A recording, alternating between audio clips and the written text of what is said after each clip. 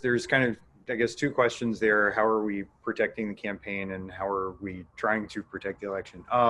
So I guess on the campaign side of things, there's been a huge change in how the culture of security exists on a campaign. When I started in politics, cybersecurity was a thing that everybody viewed as this annoying thing that got in the way of everything, and people would reuse passwords and share passwords and try to get around anything that had been put in their way.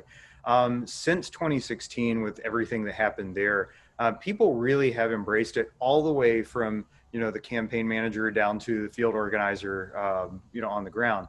And so pretty much everything that happens now is either happening on a proprietary database that there's insane security on, or it's happening through Google. So all of our emails are Gmail. We're using G Suite for pretty much everything. And the reason for that is that we want to take advantage of Google election security. And similarly, everyone on the campaign, not just people in HQ, but all the way down, are now expected to be using Google Advanced Protection and non-SMS two-factor authentication for all of their personal accounts. Every single campaign employee has at least one Titan key. Maybe they have two Titan keys, but these are all provided. We're all doing cybersecurity training. There's spear phishing awareness. There's social media hygiene. Absolutely no reused passwords anywhere. Two-factor and non-SMS two-factor on everything. And then not just one training, but kind of continual and reinforced training. And then also, campaigns finally have chief information security officers, which is something that's been a long time coming. And there are people that are actually kind of monitoring the traffic. There are people that are actually looking around to see, are there PowerPoints, are there Excel files that are available to the public? And just kind of scanning everything just to make sure that there's no problems there. So I think across the board, there's so much more awareness. Now, in terms of the election, the reality of this is that, in Arizona, elections are administered by counties. And you have counties ranging from Maricopa, with about 4 million people, all the way down to Greenlee, which I think has like 9,000 or 10,000 people. So that makes a real difference in terms of the budgets. We've seen banks, we've seen large corporations, big box retailers get breached, and they have way more resources than some of these smaller counties do.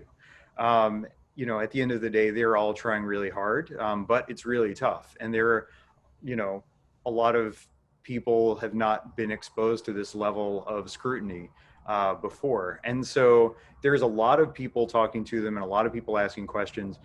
Chris Krebs' agency at DHS, the Arizona Secretary of State's office, Katie Hobbs, is taking this super seriously. There's so many nonprofits offering grants and advisory services and really kind of checking in on these different counties. And then all of the tech companies, are also reaching out. And there's a lot of help on offer, but at the end of the day, these are still really small offices with limited budgets. So there is kind of it's a challenge, and it's all happened very quickly. I think that there are four main buckets of questions that are being asked. There's the cybersecurity questions, the technical questions. How are we protecting the integrity of the voter file? How are we protecting the machines themselves? Is everything air gapped? What happens to the USB stick that has the results? Is there a paper trail for everything that happens? And there's been so much kind of positive movement in that direction. Another question is physical security. Are there crisis plans to deal with voting locations being rendered inoperable? There's all sorts of other questions to be asked there. There are staffing and resources questions. Is every location going to have enough poll workers? Do you have backup poll workers that you can call if you have a COVID spike and some of the poll workers you were expecting to show up don't show up? Are there backup machines if you have machine problems in certain areas? Do you have kind of a rapid response team in your county that's ready to deliver more machines, more check-in kiosks, and sandwich boards to alert people to things? And then the final question is, what are you going to do about disinformation? Is the county prepared to counter any disinformation that comes out?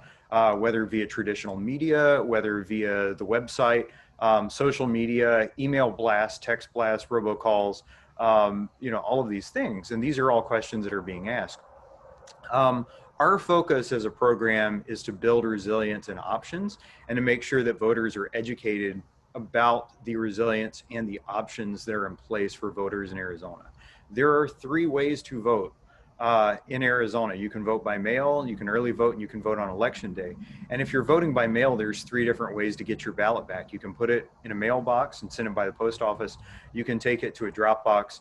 You can take it to a voting location and drop it off. We've been trying to expand the number. We've quadrupled the number of drop boxes since the primary, which is incredible. And then also, the number of early voting locations has gone up. The number of election day locations has gone up, and there's been a legal switch from polling places where you have to vote at one specific place to vote centers where you can vote anywhere in the county in some counties. Now that's expensive to do. Maricopa's already done it. Some other counties have done it. Not all counties have. But it's something that we're really pushing on. And so we're just trying to spread out the vote. If we have people voting on October 7th, and we have people voting on October 28th, and we have people voting on election day, and all in there, there's not any one single shock that is going to bring down this election. So we just need to make sure that everybody isn't voting on election day. And then there's time to respond to anything that pops up along the way.